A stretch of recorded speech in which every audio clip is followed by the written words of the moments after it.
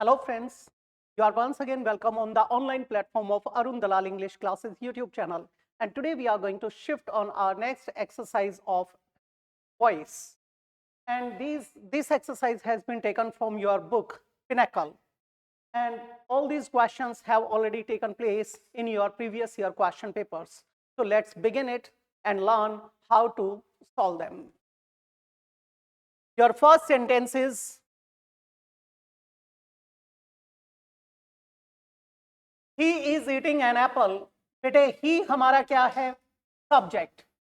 Is क्या है? Helping verb. Eating V1 ing यानी प्रेजेंट पार्टिसिपल यानी कंटिन्यूटी को बता रहा है. एन एप्पल क्या है? ऑब्जेक्ट है. जब कभी भी आप पैसिव बनाते हो, आपकी पैनी नजर कहां रहनी चाहिए? आपकी वर्ब के ऊपर रहनी चाहिए. सिर्फ और सिर्फ किसको देखना होता है? आपको वर्ब को देखना होता है. यहां ईटिंग आया तो V1 ing आ जाता है, तो बी में भी ing लगा देते हैं. क्या आ जाएगा? बीइंग. बीइंग के साथ ईट की थर्ड फॉर्म आ जाएगी बीइंग ईटन, ये बन जाएगा. अब यहां पर हमने देखा एन एप्पल है, एक वचन है, तो इज का इज रहेगा, फिर बीइंग लग जाएगा. अब हमने यहां से शुरू किया, तो जब हमारा ऑब्जेक्ट एन एप्पल है तो ही तो आ नहीं सकता, उसी टाइम एलिमिनेट कर दो. ही नहीं आ सकता, एलिमिनेट कर दिया. उसके बाद ऐसे पढ़ना शुरू करेंगे. इसमें इज चाहिए था, वॉज आ गया, बिल्कुल सरल था. आपकी जो ये किताब दे रखी है, इसमें आपके एसएससी के, सीजीएल के, सीपीओ के, एमटीएस के, इस प्रकार के जितने भी पेपर्स हुए ना, वो उठा रखे हैं और इतने आसान दे रखे हैं, बेहद आसान.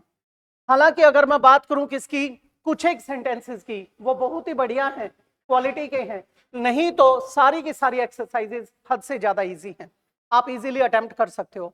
आप सुबह कह रहे थे कि आप 30 के करीब सेंटेंसेस करेंगे, मैं कहता हूं आप 100 को भी पार कर सकते हो. ध्यान देंगे प्लीज. नेक्स्ट पे, द टीम क्या है? हमारा सब्जेक्ट. वॉन. वॉन बन गया हमारा second form of the verb. The tournament ये हमारा ऑब्जेक्ट है. इतना हो गया. अब ये आफ्टर किसका काम कर रहा है? अगर आफ्टर के बाद सब्जेक्ट और वर्ब आ जाएगी तो ये कंजंक्शन कहलाएगा, और अगर इसके बाद सीधा ऑब्जेक्ट दिया गया है यानी नाउन या प्रोनाउन है तो ये प्रेपोजिशन है. अब देखते हैं ये क्या है. Weeks of hard work and commitment, सीधा सीधा नाउन दे रखा है, ये क्या है? प्रेपोजिशन. इसका मतलब इसके बाद वाले से तो हमें कुछ करना ही नहीं, हमारा मुद्दा यहां तक का है. यहां सेकेंड फॉर्म आई, इसका मतलब बी का सेकेंड फॉर्म क्या लगेगा? वॉज या वर. यहां देखा हमने द टूर्नामेंट. टूर्नामेंट एक वचन है या बहुवचन है? सिंगुलर है या प्लूरल? बेटे प्लूरल होता तो टूर्नामेंट्स आता ना. अब ये सिंगल यूनिट है तो सिंगुलर वर्ब आएगा. वॉज वर्ब में से सिंगुलर क्या होता है? Was. The tournament was one. किसके द्वारा? By the team. अब यहां पर हम देखते हैं कहां तक हमारे समान है. The tournament, the tournament, the tournament, the tournament. एक गलत हो गया, उसको उसी टाइम एलिमिनेट कर देंगे. फिर वॉज तक हमारे तीनों के तीनों सेम हैं. अब यहां तो सीधा सीधा वॉज के साथ थर्ड फॉर्म लगती. यहां बीइंग आ गया, एलिमिनेट हो गया. यहां विनिंग आ गया, गलत हो गया. क्या आ जाएगा? बी. ठीक है. आपको जहां तक ये समान नजर आता है वहां तक इसको पैरेलल लेकर चलिए, जहां पे अंतर है वहीं पे एरर है. ठीक है. Next point, the rescue team ये हमारा सब्जेक्ट है. कुड एक मॉडल है, इसके साथ हैव आ गया, हेल्पिंग वर्ब का ही पार्ट है. ये कंप्लीटेड ये वर्ब का थर्ड फॉर्म है. थर्ड फॉर्म आ गई, बी की थर्ड फॉर्म लगेगी पैसिव में. बी की थर्ड फॉर्म होती है बीन. बीन कंप्लीटेड आ जाएगा, यानी could have been completed. What the task ये हमारा ऑब्जेक्ट है. इफ लगा दिया, इसका मतलब है कंडीशन आ गई आगे, कंडीशनल क्लॉज बन गया, एडवर्बियल क्लॉज ऑफ कंडीशन. उसके बाद कहता है देयर. देयर के बाद आया had been uninterrupted power supply. Had been. अब ये बीन जो आया है ये वैसे तो थर्ड फॉर्म है, लेकिन ये बीन किसको बता रहा है? स्टैटिक वर्ब को, स्टैटिक को, वर्ब ऑफ इनकम्प्लीट प्रेडिकेशन को, अधूरे विधेय की क्रिया. यानी इसका तो बनेगा नहीं, बनेगा किस किस का? इसका. कुड हैव बीन कंप्लीटेड आएगा. द टास्क से शुरू करेंगे. द टास्क, द टास्क, तीनों चारों सेम हैं. कैन आते ही हमने इसको एलिमिनेट कर दिया. उसके बाद कुड. कुड तक हमारे तीनों के तीनों सेम है, बी तो लगेगा ही नहीं, ये भी एलिमिनेट हो गया। कुड, हैव तक दोनों सेम है, टू तो आएगा ही नहीं, क्या आ जाएगा, बीन, क्या बन गया, बी ऑप्शन। नेक्स्ट है बेटे, दे, ये हमारा सब्जेक्ट है, हु का जवाब दे रहा है, बिल्ट सेकंड फॉर्म है, build, built, built. Third form क्यों नहीं है, क्योंकि हैव के किसी रूप के साथ नहीं आई, दूसरा पैसिव वॉइस नहीं है, तीसरा एडजेक्टिव नहीं है, चौथा पॉजिटिव वर्ब नहीं है। अ न्यू हाउस, ये क्या है, हमारा ऑब्जेक्ट है, सिंगल यूनिट है, last year adverb of time आ गया, ठीक है, एडवर्बियल फ्रेज ऑफ टाइम। अब जैसे ही लास्ट आया, जहां पर लास्ट टाइम लगा होता है वहां पर हम पास्ट का प्रयोग करते हैं, इससे आपकी टेंस की तैयारी भी हो जाएगी। अब ये हमारा सब्जेक्ट बन जाएगा अ न्यू हाउस, एक वचन है बेटे, तो वॉज लगेगा, वॉज बिल्ट किसके द्वारा, bye them. A new house, पहला ये गलत हो गया, इसको हमने एलिमिनेट कर दिया। अ न्यू हाउस तक हमारे तीनों के तीनों सेम हैं। दूसरी बात, बिल्ट आया, पास्ट में बात चली गई, यानी प्रेजेंट नहीं आएगा, इसे भी एलिमिनेट कर दिया। वॉज, दोनों यहां तक सेम है, उसके बाद कॉन्टिन्यूअस नहीं था तो बीइंग नहीं लगेगा, क्या आ जाएगा, सी ऑप्शन।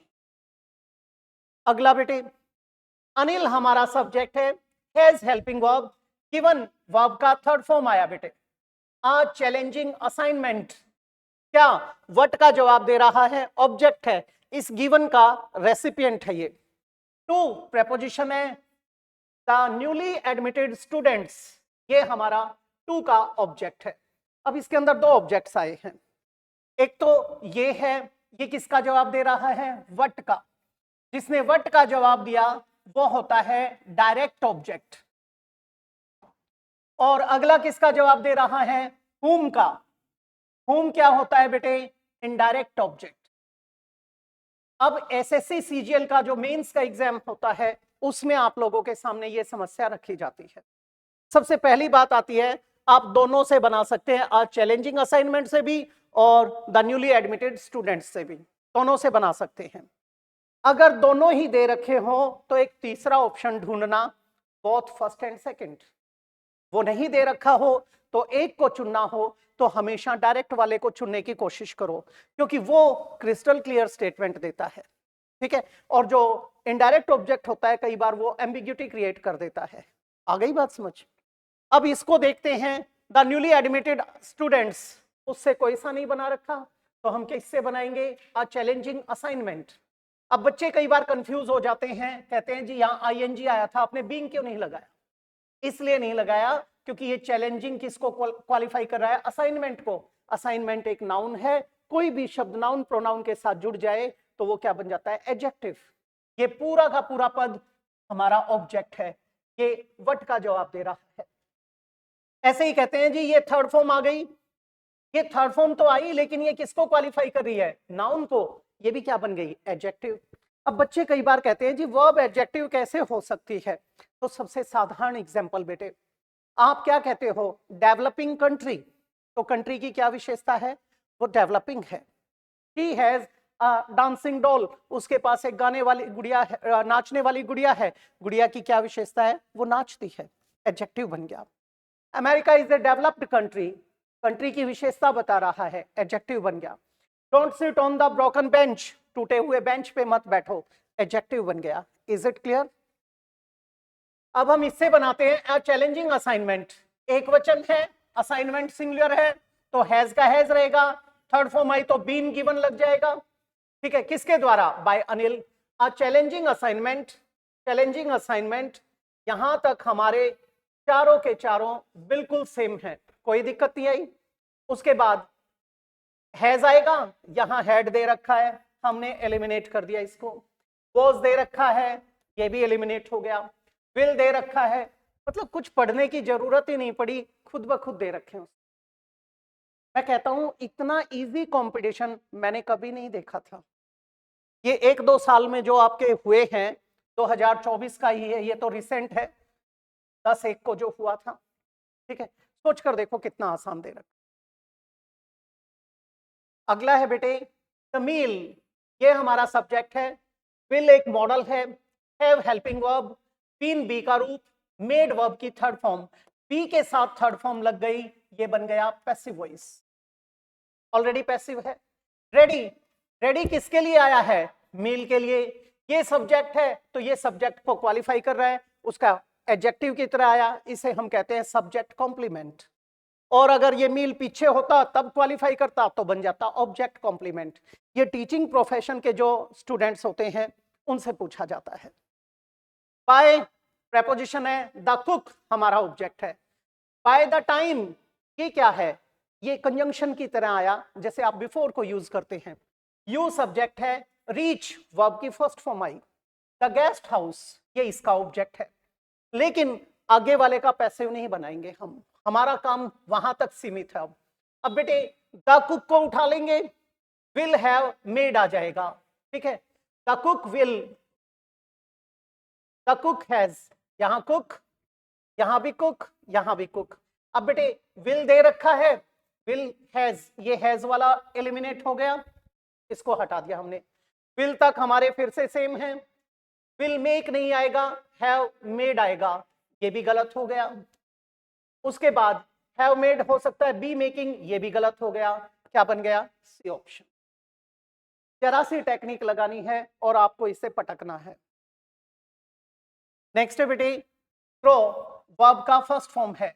मोर किसके लिए आया? ट्रीज के लिए। क्या बन गया? इसका एडजेक्टिव बन गया। मोर ट्रीज क्या है? ऑब्जेक्ट है। अब ये टाइप ऑफ सेंटेंसेस की बात करते हैं तो किस प्रकार का वाक्य है? इसे कहते हैं इंपेरेटिव सेंटेंस, आज्ञा सूचक है। बेटे इसका सब्जेक्ट क्या है? यू, ठीक है। इसको तीन तरीके से बना सकते हैं, लेट से बना सकते हो, शुड से बना सकते हो और यू से बना सकते हो। अब हम देखते हैं ये किससे बनाता है। यू से बनाया इसने, यू शुड ग्रो, गलत हो गया, पैसिव नहीं बनाया, एलिमिनेट हो गया। यू आर लगाकर बनाना चाहिए था। दूसरा let more trees should be, तो ग्रोन आना चाहिए था, ग्रोइंग लिख रखा है, गलत हो गया। मोर ट्रीज शुड ग्रो, ये थोड़ी ना उगाएंगे, गलत हो गया। क्या आ जाएगा? Let more trees be grown, बिल्कुल सिंपल था। नेक्स्ट है मे, मॉडल है। अब जब वाक्य के शुरू में कोई हेल्पिंग वर्ब आ जाती है या क्वेश्चन वर्ड आ जाता है, ठीक है, क्वेश्चन वर्ड आता है तो क्वेश्चन वर्ड में कौन सा व्हाट और हाउ आ जाए तो वो दो प्रकार के वाक्य हो सकते हैं। या तो ऑप्टेटिव हो सकता है, या तो एक्सक्लेमेटरी हो सकता है यानी विस्मयादि बोधक, या फिर हो सकता है इंटेरोगेटिव। और जब मे वाक्य के शुरू में लगा होता है तो ये दो प्रकार के वाक्य हो सकते हैं, एक तो ऑप्टेटिव यानी कामना सूचक, या फिर हो सकता है इंटेरोगेटिव यानी किसी से परमिशन लेने वाली बात कर रहा है। Is it clear? अब जैसे ही इसको देखा, पीछे देखते हो तो क्या है? साइन ऑफ एक्सक्लेमेशन, इसका मतलब दुआ मांगी गई है, आशीर्वाद दिया गया है। मे यू, यू हमारा सब्जेक्ट है, ये मॉडल था। इसके बाद ये बी आया, बी के साथ ये वर्ब की थर्ड फॉर्म आ गई, ब्लेस्ड, बी ब्लेस्ड आ गया, यानी passive voice. Passive voice with preposition good health इसका ऑब्जेक्ट है। मेन मुद्दा किसका है? Be blessed. इसका मतलब मे ब्लेस यू। अब मे पीछे चला जाए, पहले का पहले रख लेंगे। अब ब्लेस कौन करेगा? गॉड करेगा ना, तो वो अपनी तरफ से आप एज्यूम करोगे, मे गॉड ब्लेस यू। अब यहां पर you should be blessed with, ये तो पैसिव ही है, गलत हो गया। गॉड शुड ब्लेस यू, बिल्कुल इनएप्रोप्रिएट हो गया। मे यहां तक तो ठीक था, गुड हेल्थ ब्लेस यू, गलत हो गया। God bless you with good health, ये बन जाएगा और पीछे वही रहेगा sign of exclamation. Is it clear? इस प्रकार के सेंटेंसेस है ना, इक्के दुक्के, ये तो बढ़िया उठा रखे इसने, नहीं तो सारे बहुत आसान हैं। आगे कहता है सोनिया, ये हमारा सब्जेक्ट है, तो सेकंड फॉर्म है, हिम ऑब्जेक्ट है। अगर इतना ही होता तो हम इसका साधारण बना देते, he was seen by Sonia. लेकिन जैसे ही हमने देखा कैरिंग, ये हमारा क्या लगा दिया? V1 ING। Carrying what? The suitcase, ये इसका ऑब्जेक्ट है। अब ये क्या आ गया? जेरेंड आ गया, तो प्रेजेंट पार्टिसिपल आ गया। अब इसको समझो बेटे, मैंने, सोनिया ने उसको देखा सूटकेस को ले जाते हुए, यही है। अब मेन मुद्दा किसका है? हमें ये देखना है, यहां पर कुछ बच्चे सोचते हैं ING आ गया तो इसका क्या बनाएं, यहां पर ये नॉन फाइनाइट वर्ब्स में से है, तो इसका नहीं बनेगा, ठीक है। तो हम क्या बनाएंगे, he was seen by Sonia carrying the suitcase, हो सकता है। द सूटकेस कैरिड, बिल्कुल इनएप्रोप्रिएट। हैड बीन सीन, बिल्कुल गलत। Suitcase was seen by Sonia carrying him, बिल्कुल गलत हो गया। हमारा क्या आ जाएगा बेटा, क्या आ जाएगा।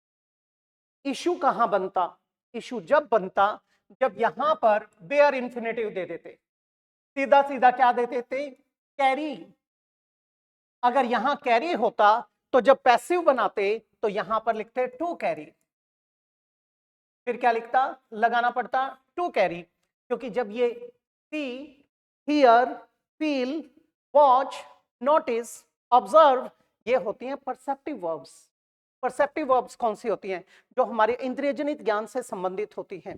जब ये आ जाती हैं बेटे, तो इनके बाद बेयर इंफिनिटिव हो एक्टिव में तो पैसिव में टू लगाना होता है, और जेरंड हो तो एज इट इज उसी को छोड़ देंगे। नेक्स्ट है बेटा वी, ये सब्जेक्ट है, हेड हेल्पिंग वर्ब है, रिपेयर्ड वर्ब की थर्ड फॉर्म आ गई। द रोड्स, यहां तक है, सीधा सीधा बन गया, थर्ड फॉर्म आई तो been repaired, the roads had been repaired. Before, before, अब बिफोर यहां पर एक कंजंक्शन का काम कर रहा है, क्यों, क्योंकि द मॉनसून हमारा सब्जेक्ट है, सेट वर्ब की सेकंड फॉर्म है, इन यहां पर एडवर्ब आ गया, सेट इन चालू होने के लिए है, वैसे वर्बल फ्रेज है ये, अगले का तो बनेगा नहीं, इसी का बनेगा। द रोड्स, ये ठीक है, यहां तक सारे के सारे हैं, आर तो आएगा ही नहीं, गलत हो गया। हैड बीन हो सकता है, वर नहीं आएगा, हैव नहीं आएगा, क्या आ जाएगा, C option, the roads had been repaired before the monsoon set in. ये थी आपकी एक्सरसाइज अब के लिए, अगली एक्सरसाइज में फिर मिलेंगे। तो मैं इजाजत चाहूंगा, मिलते हैं अगली क्लास में। नमस्कार दोस्तों।